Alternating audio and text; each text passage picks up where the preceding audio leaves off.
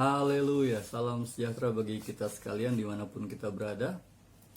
Pertanyaan mengenai ketuhanan Yesus telah ada sejak 2000 tahun yang lalu. Sejak kelahirannya, pelayanannya di bumi ini, kematiannya, dan kenaikannya ke surga. Dan setelah itu, berbagai pertanyaan yang menyerang kekristenan tentang ketuhanan Yesus telah muncul.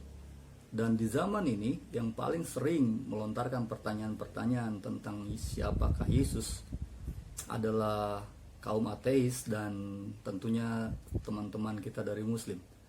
Nah, terlebih khusus kita yang ada di Indonesia, maka pertanyaan-pertanyaan dari Muslim tentang ketuhanan Yesus terus-menerus menyerang kekristenan dan berharap jika mereka mampu membuktikan atau membuat iman orang-orang Kristen menjadi goyah.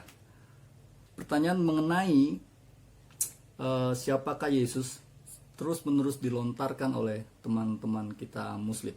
Dan yang paling sering dari seluruh pertanyaan itu adalah pertanyaan berikut ini. In which verse in the Bible that shows Jesus said, I am Allah, your Lord, so worship me only. Nabi Isa tidak pernah mengaku dirinya Tuhan, tetapi orang-orang Kristen mengatakan Nabi Isa adalah Tuhan. Dari dulu, orang Kristen akan kelabakan jika diberi pertanyaan, sebutkan satu ayat dalam Bible. Yesus berkata dengan mulutnya sendiri, aku adalah Tuhan dan sembahlah aku. There is not a single unequivocal statement in the whole Bible where Jesus, peace be upon him, himself says that he's God, worship me. This is the Bible I have got by the Christians, King James Version. Everything what Jesus Christ spoke is in red. You check it up, this will never be in red. It is not the words of Jesus, it is word of somebody else. Pertanyaan ini adalah sebuah pertanyaan klasik yang sering muncul dari teman-teman kita Muslim. Selain dari pertanyaan tentang Trinitas. Kenapa mereka mengajukan pertanyaan seperti ini? Yang pertama, mereka yakin bahwa kita tidak akan bisa menjawab pertanyaan ini. Dan sekaligus membuktikan bahwa Yesus itu bukanlah Tuhan. Yang kedua, pertanyaan ini adalah pertanyaan putus asa dari teman-teman kita Muslim karena mereka nggak bisa menyangkal keilahian Yesus. Yang ketiga, pertanyaan ini adalah pertanyaan bodoh yang keluar dari pikiran orang-orang yang bodoh yang berpikir bahwa hanya dengan pengakuan dapat menentukan status seseorang.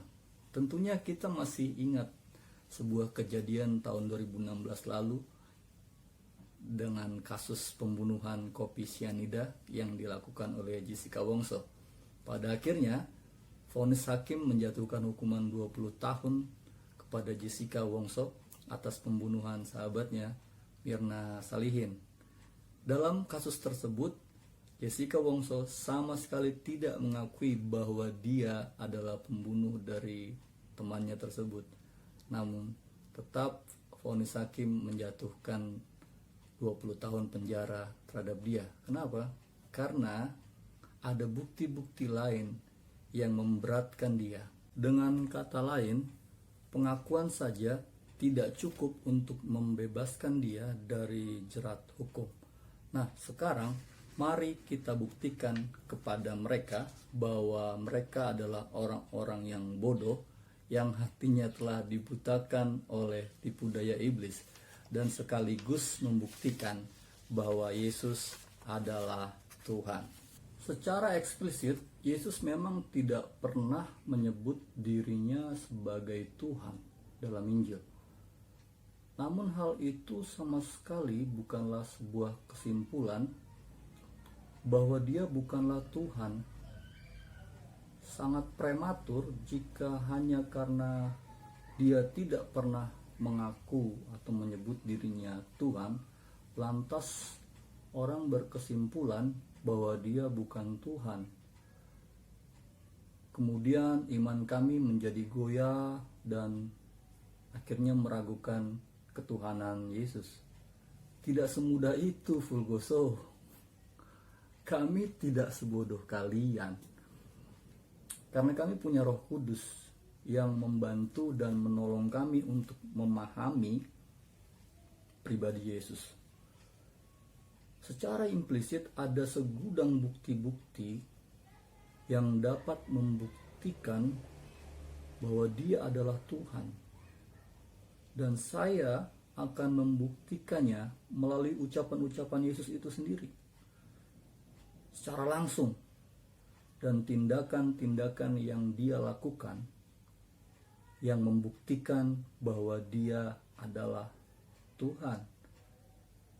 Yang pertama, Yesus selalu berbicara demi namanya sendiri, atas namanya sendiri. Semua nabi sebelum Yesus berbicara atas nama Tuhan. Beginilah firman Tuhan semesta alam, dan seterusnya. Hanya Yesus, catat baik-baik, hanya Yesus yang menyampaikan firman atas namanya sendiri. Karena Dialah firman itu. Berkali-kali Dia mengatakan, aku berkata kepadamu, firmanku kepadamu, barang siapa menuruti firmanku, dan seterusnya. Yesus secara eksplisit menyebut firman itu adalah dirinya, dan Dia berfirman atas namanya sendiri. Jadi itu yang pertama. Yang kedua, kesetaraannya dengan Yahweh. Dalam Yohanes pasal yang ke-10 ayat 33, Yesus mengatakan dirinya setara dengan Bapa. Kata atau frasa yang dipakai dalam ayat tersebut, dalam bahasa Yunani-nya memakai kata ego eimi. Dalam bahasa Inggris I am. Dalam bahasa Ibrani-nya anihu. Orang Yahudi memahami bahwa dengan berkata demikian, Yesus mengumpamakan dirinya dengan Allah. Menyamakan dirinya dengan Allah. Sehingga mereka hendak melempari Dia dengan batu. Orang-orang Yahudi sangat mengenal frasa ini. Dan cara Yesus memakai frasa ini begitu erat menyamakan dirinya dengan karya penyelamatan Yahweh itu. Sebab yang diucapkan oleh Yesus ini adalah anihu. Akulah Dia. Dipakai dalam Ditero Yesaya secara khusus untuk menyatakan bahwa Yahweh adalah satu-satunya Allah. Jadi secara eksplisit kalimat ego eimi atau I am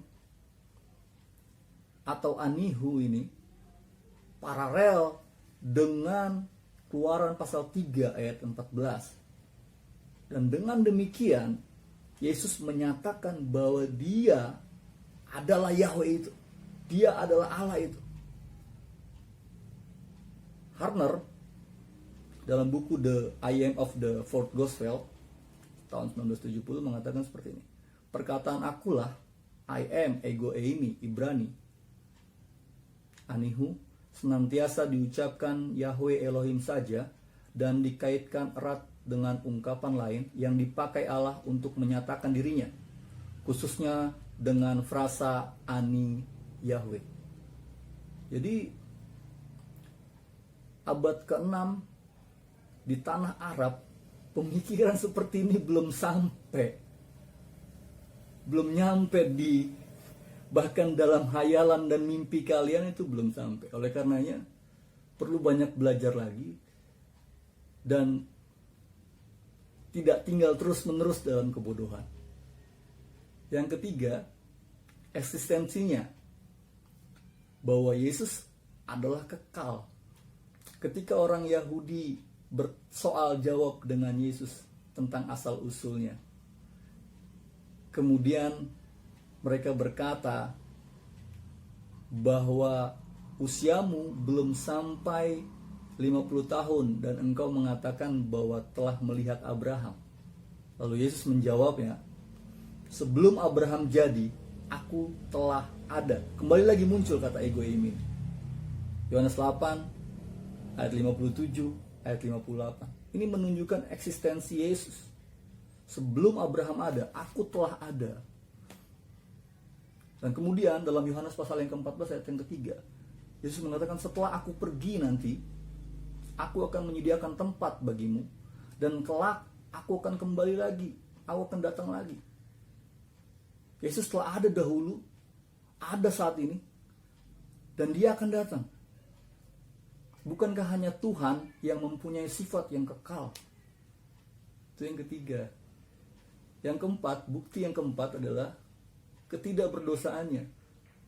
Tidak ada satu manusia pun di dunia ini, ajaran agama manapun yang dapat membuktikan bahwa Yesus adalah manusia yang berdosa atau pernah berbuat dosa. Dan statement itu keluar dari mulutnya sendiri. Challenge itu keluar dari mulut Yesus sendiri. Dia mengatakan dalam Yohanes 8 ayat ke-46, siapakah di antaramu yang membuktikan bahwa aku berbuat dosa? Tidak ada. Mengapa Yesus tidak pernah berbuat dosa? Karena dialah kebenaran itu. Firman yang kudus. Tuhan itu sendiri. Tuhan tidak mungkin berbuat dosa. Karenanya, hanya Yesus yang mampu menyelamatkan manusia yang berdosa. Nah, dari bukti-bukti yang telah kita lihat bersama, ada 3 kemungkinan mengapa Yesus berani berkata demikian. Yang pertama, dia adalah seorang penipu. Yang kedua, dia adalah orang gila. Yang ketiga, dia adalah Tuhan. Mari kita bahas yang pertama. Jika Yesus adalah penipu, ciri paling khas dari seorang penipu adalah mencari keuntungan bagi dirinya sendiri. Tentunya berhubungan dengan materi, hormat, dan seks lawan jenis. Jadi jika ada seorang yang berbicara atas nama agama, atas nama Tuhan, dan ternyata di balik itu dia memburu ketiga hal ini, materi, kehormatan, dan juga seks, maka dapat dipastikan dia adalah seorang penipu. Yang kedua, jika Yesus adalah orang gila, apakah mungkin orang gila dapat memberikan pengajaran-pengajaran yang sangat mempengaruhi dan merubah hidup seseorang? Apakah mungkin ucapan-ucapannya terbukti benar dan dipakai hingga hari ini? Apakah mungkin dia dapat menjadi teladan sampai hari ini bagi banyak orang? Anda dapat menjawabnya. Nah, jika kedua kemungkinan ini tidak mungkin disematkan kepada Yesus, dia bukan penipu, karena tidak ada maksud Yesus untuk mencari keuntungan bagi dirinya sendiri. Silakan Anda cari dalam Alkitab. Yang kedua, dia bukan orang gila. Maka kemungkinan yang paling tepat untuk kita sematkan kepada Yesus, bahwa dia adalah benar-benar Tuhan. Hanya Tuhanlah yang mempunyai sifat dan kuasa seperti yang dimiliki oleh Yesus. Dan bagi saya, Yesus adalah Tuhan. Tuhan Yesus memberkati kita semua. Sampai jumpa di lain waktu. Dukung terus channel ini untuk mensubscribe-nya dan like-nya. Tinggalkan komentar Anda di bawah. Dan kiranya Anda juga berdoa supaya saya dapat menghasilkan video-video yang lebih baik lagi ke depannya. Haleluya. Tuhan Yesus memberkati.